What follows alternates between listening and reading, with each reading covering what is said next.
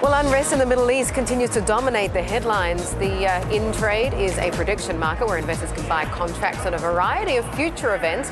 And not since the ousting and capture of Saddam Hussein has in-trade seen such activity on Middle Eastern issues. Well, joining us now to discuss this is Delaney, CEO of in-trade. John, good to have you with us.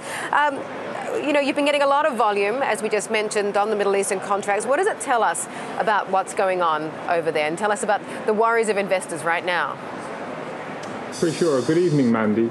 Well, what it's telling us right now is that in one specific example, the ousting of Gaddafi, that market is trading at 80%. In other words, an 80% probability that he will be gone very, very soon. But what it also tells us is that 60% of all trade on the in-trade platform is related to Middle Eastern markets. And this is far higher than we would normally see. We haven't seen that level of activity since our market foretold the ousting of Saddam Hussein back on the 13th of December 2003, for example. Where are the biggest bets being placed? What are people really betting on right now? What they're trading on or betting on right now is whether Gaddafi will be gone by a certain period. But, down below that basic level and the probability that our market ascribes is also, where those people are trading from.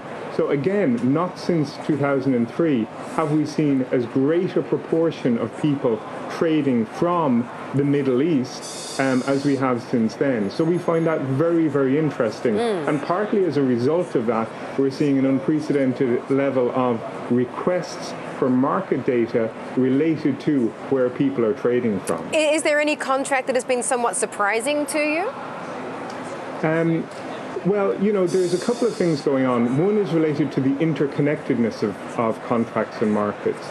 And the first market I point out would be a market that we've listed relatively recently, a market on whether a weapon of mass destruction will be used before the end of 2013.